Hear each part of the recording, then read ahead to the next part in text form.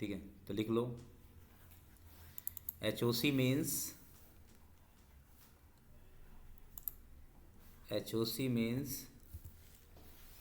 High, HOC means high order component. HOC means high order component. It is basically used to manage child components under parent component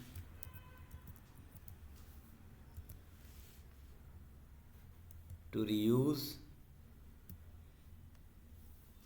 the common code.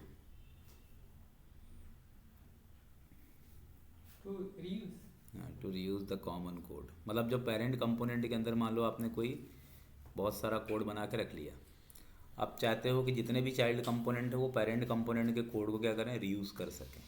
ठीक है, जैसे आपने parent component में header बना दिया, footer बना दिया, सब चीज़ें बना दी। अब आप चाहते हो कि जो चाइल्ड वाला हो वो पेरेंट के अंदर जा कर के पेरेंट के फीचर्स को रीयूज़ कर ले, तो वहाँ पर हम इसका यूज़ करते हैं। इसमें लिखना child component will pass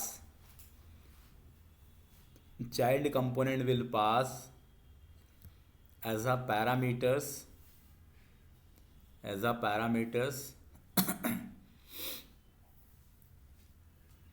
to parent component. मतलब जो चाइल्ड कंपोनेंट होगा वो एज अ पैरामीटर्स क्या होगा, पास होगा किसके अंदर, पेरेंट कंपोनेंट में।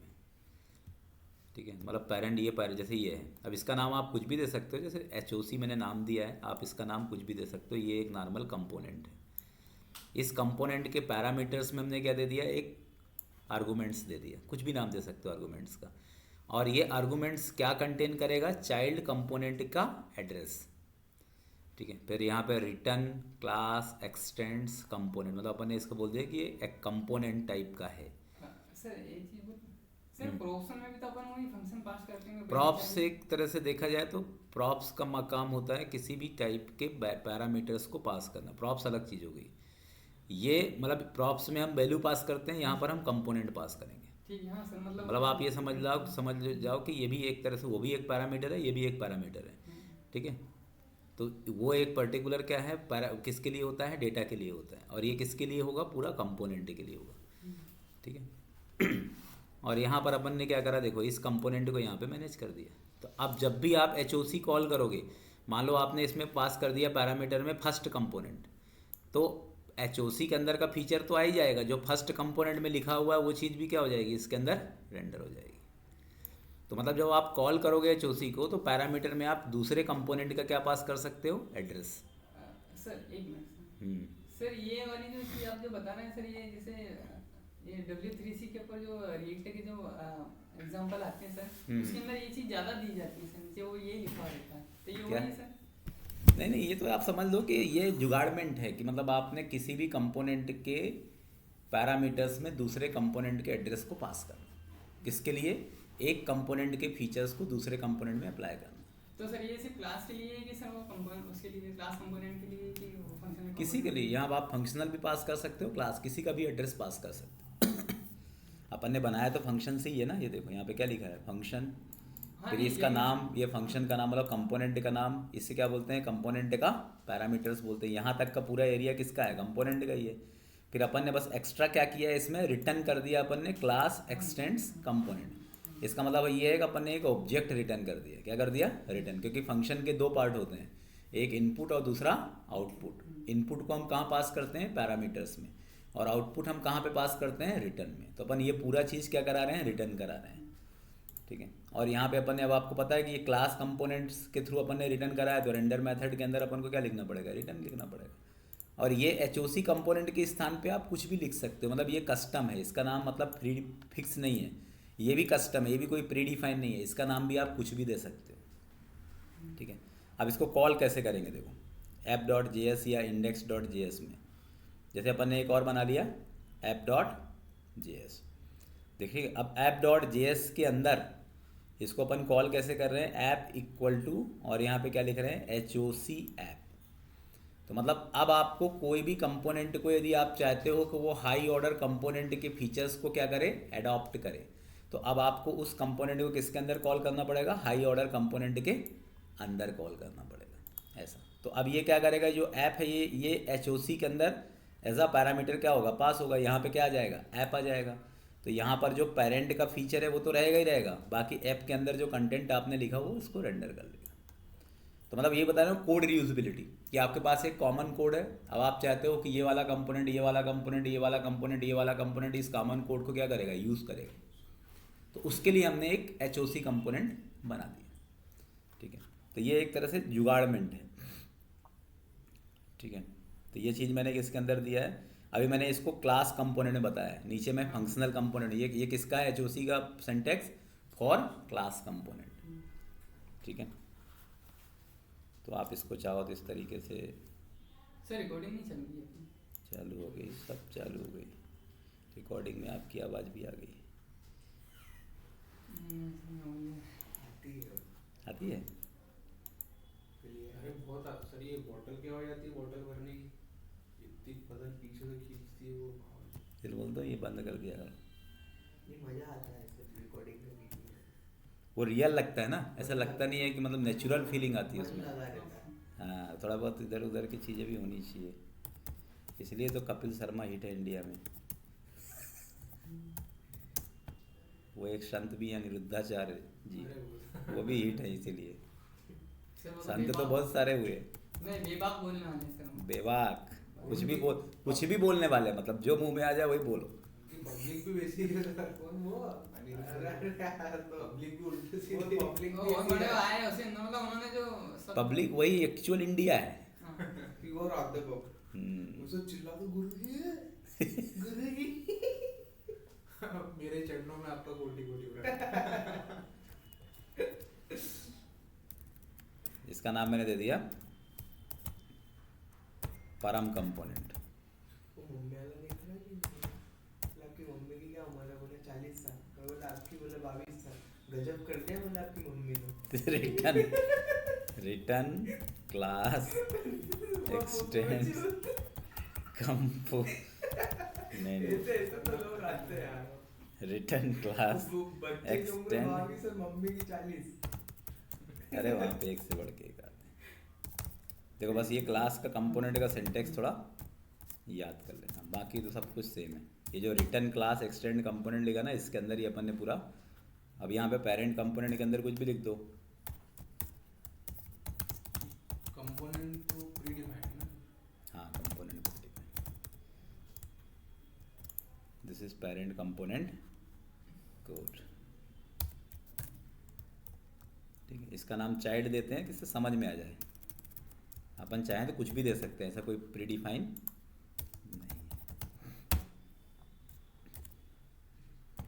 वैसे इसको ऐसा देना है, वहाँ पर लिखा गलत है, ऐसे कॉल करते हैं ना कंपोनेंट को, तो ठीक है। ये बन गया अपना HOC, एक्सपोर्ट डिफॉल्ट अपन ने लगा ही दिया। अब अपन एक दूसरा कोई क्लास बनाते हैं,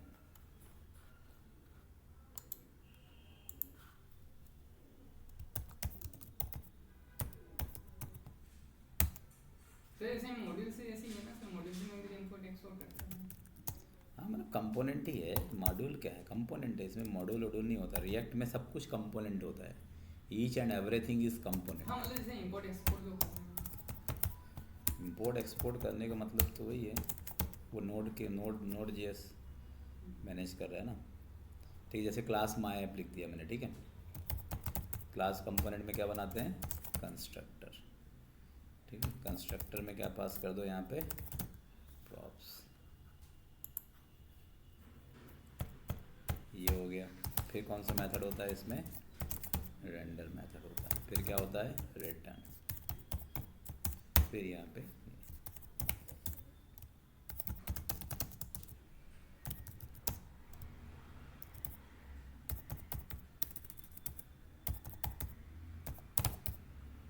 कंपो,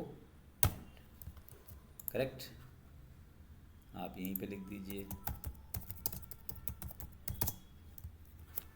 ये आ गया। अब मुझे क्या करना है, मैं अभी तक मैं कैसे मतलब इसको मैनेज करता था किसी भी क्लास को, ठीक है। तो यहाँ पे एक्सपोर्ट डिफ़ॉल्ट यहाँ पे नहीं लिखते हैं, पहले अपन इस क्लास का क्या बनाते हैं, ऑब्जेक्ट बनाते हैं। तो अपन यहाँ पे लिख दिया है obj equal to hoc, high order component को भी अपन क्या करेंगे यहाँ पे एक्सपोर्ट कर दिया था अपन ने इसको, ठीक है। तो यहाँ पे इसको कैसे कॉल करेंगे, हाई ऑर्डर कंपोनेंट के अंडर में ये इस तरीके से क्या बनाएंगे इसका, तो यहाँ पे ऐप की जगह माय ऐप लिख दो, ये तो ऑब्जेक्ट है।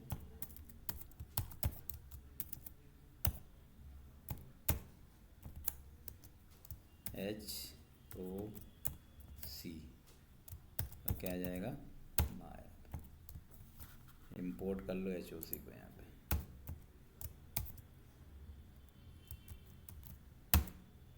इम्पोर्ट। तो इसका मतलब ये है कि अब ये जो माय ऐप है वो किसको अंडर में कॉल होगा, HOC के अंडर। तो इसका मतलब ये है कि HOC के अंदर अपन ने क्या करा है, इसको एज अ पैरामीटर पास कर दिया। तो ये माय ऐप कहाँ पर आएगा, यहाँ पर आ गया। यहाँ पे चाइल्ड कंपोनेंट के स्थान पे क्या आ गया, माय ऐप। तो यहाँ पर क्या है, पेरेंट कंपोनेंट भी कॉल होगा और जो अपने माय ऐप में लिखा है वो भी क्या हो जाएगा, कॉल हो जाएगा। तो एक तरह से देखा जाए तो अपन ने क्या कर दिया, कोड को रीयूज़ कर दिया कि जो ऑलरेडी हमारे पास पेरेंट कंपोनेंट के अंदर कोड है उस कोड को चाइल्ड कंपोनेंट क्या कर रहा है, इनहेरिट कर रहा है। तो यहाँ पे इनहेरिट ना करवा के अपन ने क्या कर दिया, ऐसा पैरामीटर पास कर दिया। तो मतलब आप इंटरनली ये देख सकते हो कि एक कंपोनेंट के पैरामीटर्स में किसी दूसरे कंपोनेंट के एड्रेस को पास कर, यही तो हो रहा है। ये मेन कंपोनेंट हो गया, ये दूसरा कंपोनेंट हो गया। अपन ने दूसरे कंपोनेंट का जो एड्रेस है उसको अपन ने क्या करा, मेन कंपोनेंट के अंदर क्या कर दिया, पास कर दिया, ठीक है। तो यही तो इसका पूरा इम्प्लीमेंटेशन है। और अब अपन एक्सपोर्ट डिफ़ॉल्ट किसको कर देंगे, यहाँ पे एक्सपोर्ट डिफ़ॉल्ट पास करने के बाद करेंगे, एक्सपोर्ट डिफ़ॉल्ट माय ऐप, बस। अब अपन जब कॉल करेंगे main.jsx में तो यहाँ पे क्या लिखेंगे, माय ऐप। क्या लिखेंगे, HOC कभी भी कॉल यहाँ पे नहीं होगा, यहाँ पे हमेशा क्या कॉल होगा, चाइल्ड कॉल होगा। तो ये माय ऐप जैसे हमने कॉल करा तो ये माय ऐप पहले क्या करेगा, माय ऐप के अंदर का जो पूरा का पूरा डेटा है वो सीधे किसके पास जाएगा, HOC के पास जाएगा। और HOC के अंदर जो फीचर है वो फीचर क्या हो जाएगा, रेंडर हो जाएगा। तो इसको अपन बोलते हैं हाई ऑर्डर कंपोनेंट, ठीक है। अब इसको चला दीजिए।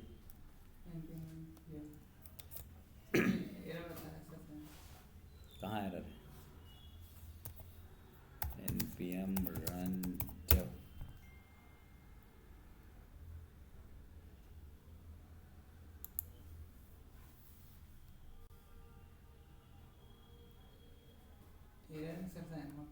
कहाँ पे, इसी में सपोर्ट नहीं बता रहा था सर, और अपन ने रिएक्ट इंपोर्ट नहीं करा है हाँ वो तो इंपोर्ट भी नहीं किया ना सर, कंपोनेंट को वो खुद ही बताएगा ना, क्यों टेंशन कर, सीधे इंस्पेक्ट करा करो, यहाँ पे देखा करो, रिएक्ट इज़ नॉट डिफाइंड। हाँ, माई ऐप डॉट JSX यहाँ पे नहीं है, अभी माई ऐप के अंदर नहीं है।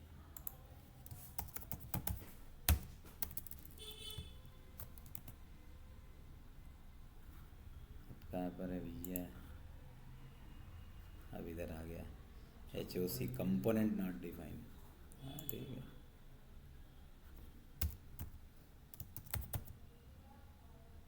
कंपोनेंट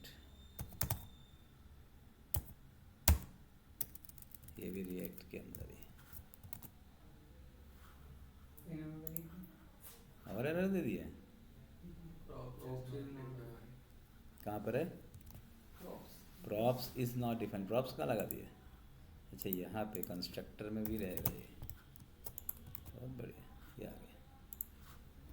तो पहले क्या आ गया, पेरेंट कंपोनेंट, ठीक है। इसको थोड़ा छोटा कर दो, इसको पैराग्राफ में कर दो, उसको मेन कर दो, तो ज़्यादा अच्छे समझ में आएगा। ये क्या है, चाइल्ड का फीचर है, और ये किसका फीचर है, पेरेंट। तो वो तो मैं अभी लिख के दे रहा हूँ, बाकी बहुत सारी चीज़ें इसके अंदर हो सकती है पेरेंट के अंदर। तो चाइल्ड क्या करेगा, पेरेंट के फीचर को इनहेरिट कर रहा है। तो मैंने कॉल किसको किया, माय ऐप को, लेकिन माय ऐप किसको इनहेरिट कर रहा है, HOC को। ठीक है, तो this is called high order component. तो ये क्लास में है, तो इसी तरीके से आप इसको फंक्शनल में भी बना सकते हो। देखो लिखा है ना रिएक्ट एचओसी एग्जाम्पल। फंक्शनल में तो बहुत सरल है। फंक्शन में तो सिंपल आपको क्या करना है, कंपोनेंट एज अ पैरामीटर सीधे देना है, और यहाँ पे क्या करना है, एरो फंक्शन अपन ने रिटर्न कर दिया, ठीक है, रिटर्न, और यहाँ पे लिख दिया अपन ने ड्यू, बाकी चीज़ें पूरा इसके अंदर होगा, रिटर्न के अंदर होगा, ये मैनेज कर दिया। और जो हमारा चाइल्ड कंपोनेंट जैसे कॉन्टैक्ट, ये नॉर्मल कंपोनेंट है, चाइल्ड कंपोनेंट है, तो अपन ने कॉन्टैक्ट को किसके अंदर में कॉल कर दिया, एचओसी एग्जाम्पल के अंदर। तो ये फंक्शनल कंपोनेंट में तो और सरल है। इसको भी देख लो,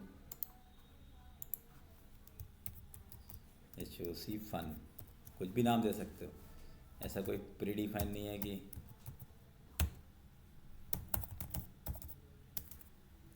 फंक्शन, ठीक है।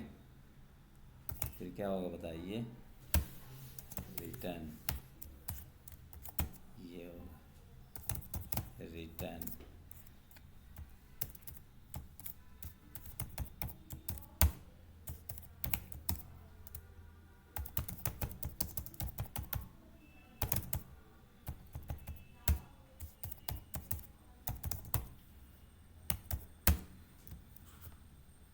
ये लिख दिया, ठीक है। ठीक है, इसमें आ गया।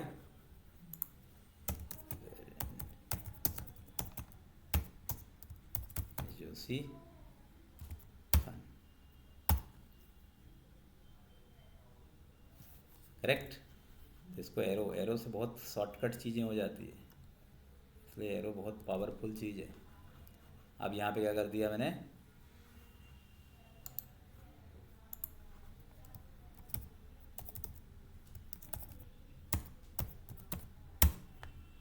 Child fun, function child fun, return due,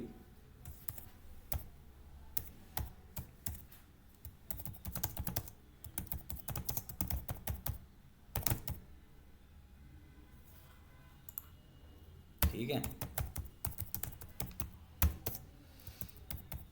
अब इसको क्या करना पड़ेगा, अब यहाँ पहले किसको कॉल करना पड़ेगा, एचओसी फन को।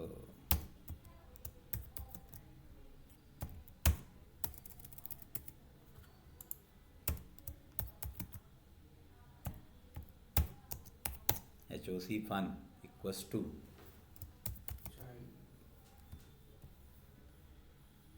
नहीं एचओसी फन है इक्वल्स टू, चाइल्ड आइड कहाँ से है, क्यों कंफ्यूज कर रहा है मेरे को।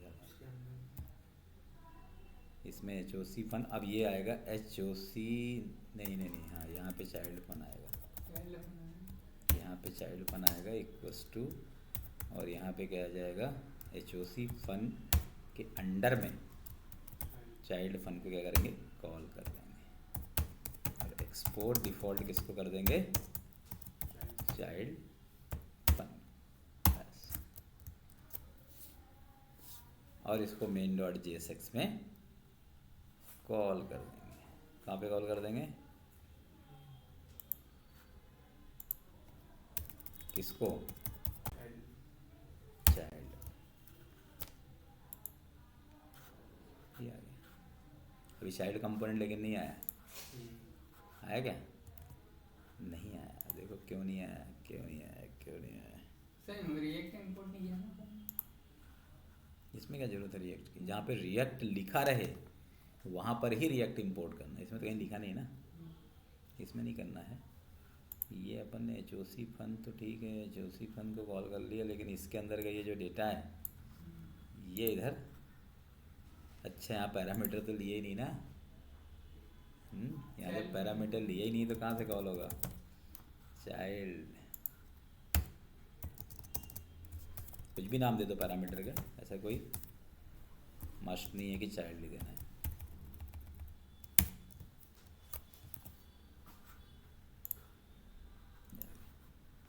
तो उसके अंदर का जितना भी कोड होगा, मतलब चाइल्ड कंपोनेंट के अंदर जो भी कोड होगा यहाँ पे, वो पूरा का पूरा कोड इसके अंदर आकर के मैनेज हो जाएगा। तो यूज़ कहाँ पे होता है ज़्यादातर यहाँ पे? वही कॉमन फीचर्स, जैसे मान लो आपके पास एक कॉमन फीचर, उसको सभी कंपोनेंट को क्या करना है, इनहेरिट करना है। आपने पूरा कोई डिजाइन बना लिया, ठीक है, अब आप चाहते हो कि ये वाली डिजाइन जो है सभी के अंदर क्या होगा, मैनेज होगा, तो आप क्या करो, उसको इसके अंदर बना,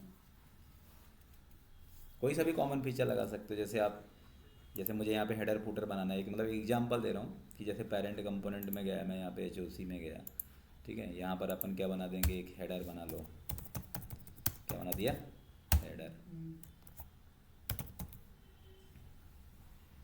बैकग्राउंड कलर, क्या दे दिया, बैकग्राउंड कलर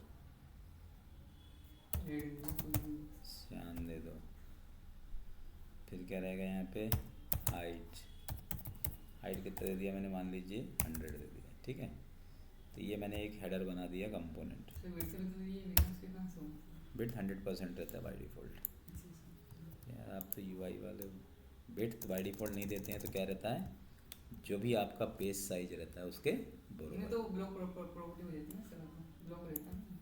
हाँ वो ठीक है, तो अपन को भी क्या करना है, विड्थ देना भी नहीं चाहिए, क्योंकि आजकल क्या है, यदि मैंने विड्थ फिक्स कर दिया तो फिर वो तो मोबाइल स्क्रीन में तो फिर पता चला 800 में तो वो पूरा अंदर ही घुस गया ना। लैपटॉप की अलग अलग है। सेक्शन, अब सेक्शन में फंसा दो किसको, चाइल्ड, जो चाइल्ड वाला चीज़ रहेगा वो कहाँ पर आ जाएगा, सेक्शन में आ जाएगा, ठीक है। और यहाँ पर आप क्या बना लो, एक फूटर बना लो, मतलब एक एग्जाम्पल की तरह मैं आपको बता रहा हूँ। हाँ ये हो गया, इसकी हाइट दे दो 50 पिक्सल दे दो, और ये जो सेक्शन वाला है इसको दे दो थोड़ा ज़्यादा, बैकग्राउंड कलर इसका दे दो क्या, ग्रे, भाई मैंने समझाने के लिए दिया है, और हाइट दे दिया कितना, 500। सर ये ऑटोमेटिक पिक्सल में ले रहा है सर, ये देखो ऑटोमेटिक ले रहा है। अभी बीच में गैप क्यों आ गया, बताइए, डिजाइनर हैं आप, बताइए क्यों आया गैप। सर वो इंस्पेक्ट करना पड़ेगा सर। ये फोटो के अंदर इसमें ये भी होगी ना सर, ये भी हो सकता है ये ब्लैक, हाँ ये अरे तो ग्रे 500 पिक्सल लेना चाहिए ना ग्रे को, ये बीच में ये वाइट वाला क्यों आया, ये पूछ रहा हूँ मैं। तो इंस्पेक्ट करना पड़ेगा सर, या तो फिर ये वाइट स्पेस होगी इस वजह से, क्योंकि फूटर में पहले से कुछ ना कुछ, ये हेडर फूटर प्री डिफाइन है ना, तो इनके CSS अपन ने पहले भी कहीं पे ग्लोबली लिखा होगा, इस चक्कर में आ गया ये। इसलिए क्या रहता है कि हेडर फूटर जो है ना एक बार ही यूज़ किया जाता है, तो मतलब एक तो समझा रहा हूँ कि इस तरीके की रिक्वायरमेंट कहीं पर यदि आपको है तो आप किसका काम कर सकते हो, HOC। अब ये जो कंपोनेंट HOC को हायर करेगा, मतलब इनहेरिट करेगा, तो उसका हेडर फुटर क्या हो जाएगा, लगा हुआ आ जाएगा। तो मैं हेडर फुटर की बात नहीं कर रहा हूँ, मान लो आपको हेडर फुटर तो आपने कॉमन बना ही रखा है, अब आपको थोड़ा सा कुछ स्पेशल टाइप की डिज़ाइन करनी है, ठीक है, थोड़ा एड टाइप का बनाना है, तो वो चीज़ आप पूरी डिज़ाइन किस में कर लो, HOC में कर लो। और जो एड वाले चीज़ें रहेंगी वो सब किसको इनहेरिट करेंगे, HOC को इनहेरिट करेंगे। तो ऐसी चीज़ों में हम इसका जनरली यूज़ करते हैं, किसका, हाई ऑर्डर। तो हाई ऑर्डर कंपोनेंट मतलब इसको हम इसलिए हाई ऑर्डर बोलते हैं क्योंकि ये कंपोनेंट क्या है, पेरेंट कंपोनेंट है, इसका ऑर्डर क्या है, पहले रहता है, पहले ये एग्जीक्यूट होता है, और इसके अंडर में भी चाइल्ड क्या है, एग्जीक्यूट होता है, ठीक है। तो ये दोनों मैंने बता दिया कि इसका पूरा एग्जाम्पल अच्छे से लिखा हुआ है, you can follow my article, कि यहाँ पर मैंने पूरी चीज़ें इसमें दे रखी है, क्या इस पर थ्योरेटिकल चीज़ें होती है वो सब चीज़ें भी मैंने इसके अंदर समझा रखी है। This is the best example of react high order component. Sir पूछते हैं ये आता है।